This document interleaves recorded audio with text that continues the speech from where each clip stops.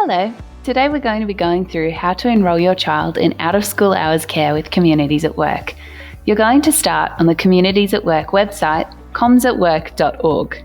From here you'll need to navigate to Services, Children's Services and then Out-of-School Hours Care. On this page you need to scroll down until you find the Enrol Now button.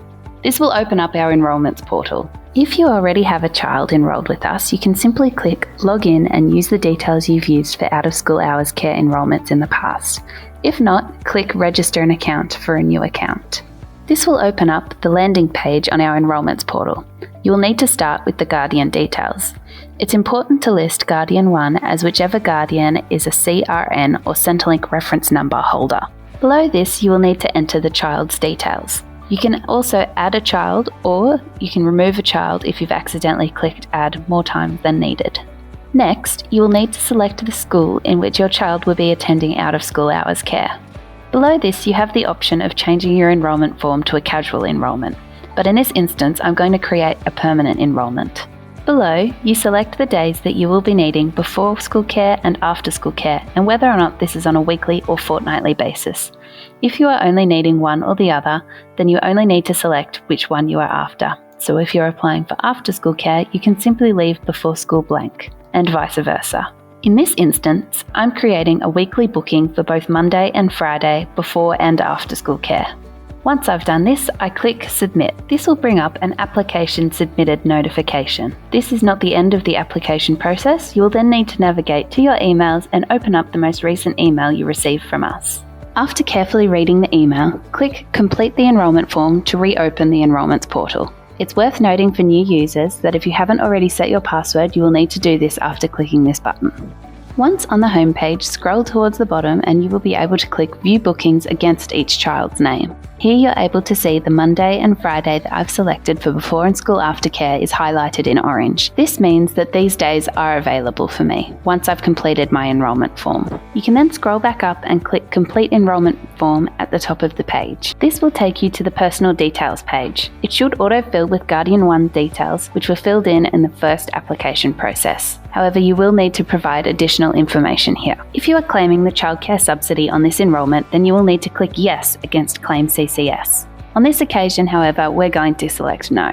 In this instance, I'm also going to select that I'm not a Communities at Work employee. Below this, you're able to fill in your cultural background details. This does auto-populate, however, you can change this as necessary. Your contact details below will also auto-populate with your email address from the earlier application, however you will still need to provide your phone number and address. Once your details have been completed, you can then click Next Page. If you click Next Page, however, have forgotten a required field, the form will highlight this for you and not let you continue without putting in an answer. On the next page, you have the option to fill in Guardian 2's details. However, if you don't wish to do this, you can also select Skip Guardian 2 at the top of this page. Again, if you are claiming the childcare subsidy on this enrolment, you would click Yes and be given the option to put in your Centrelink reference number. Again, I'm going to click No in this instance. For Guardian 2, you don't need to fill in the contact details, however, if you do wish to, it is helpful for our team. For the address, you can choose to select Match Guardian 1's address and it will auto-populate with the address you submitted on the previous page. However, you can also choose to put in a different address on this page. On the next page, you fill in your child's details. Again, this will auto-populate from the details provided in the application previous, with a few extra details that we'll need. If you're claiming the childcare subsidy, you'll also need to put in your child's CRN on this page. The child's address will auto-default to the same address as Guardian 1. You are able to change this if you wish, and you can also change the child's cultural background, which will also auto-default. If there are any court orders in place relating to this child, then you would click Yes here and you're able to upload any relevant documents. Under Additional Details, you are required to select either Yes or No for each question. If you select No, you can move on to the next question. However, if you select Yes, you are required to provide details and upload any supporting documents or medical action plans for your child. Question 10, does your child have a need for additional assistance with any of the following areas, is not mandatory. However, if you do have any additional information, it is very helpful for our educators. At the bottom of this page, you'll also need to provide your child's healthcare information. It is a required field that you upload your child's immunisation history statement. simply click Upload New, choose File, and then choose the file from within your computer and then click Start Upload. Once the statement is uploaded, then you continue on to fill in the Medicare and private insurance policy details, and then click Next.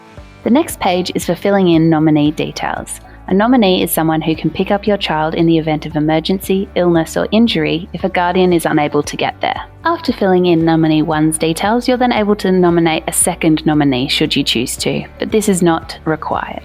The next page is authorizations. Read through each carefully and select either yes or no where relevant. At the bottom of the page, there is also a checkbox that you will need to click saying that you understand it is your responsibility to notify Communities at Work of any changes to your authorizations. Once you've clicked this, you can then click Next Page. The next page is for bank account details, which we will need before commencing care. Select whichever debit type you prefer and then scroll down to fill in the details. You will need to put in the account holder's name and then you can sign using your mouse. Below, you are able to either add another account holder or view the direct debit request service agreement should you want to. Then click Next Page. This will bring you to the Terms and Conditions page. Read carefully and then each guardian will need to sign with their mouse at the bottom of the page. After signing, you can click Submit Enrolment at the bottom of the page. The next page will take a moment to load and then you will see that your enrolment form has been submitted by the notification on the screen. Please note that this is not confirmation of place. Our enrolments team will be in touch to confirm your child's place in our out-of-school hours care. And that is how you complete an enrolment form with Communities at Work. If you have any questions, please feel free to be in touch with our enrolments team. We look forward to seeing your child in service soon. Thank you.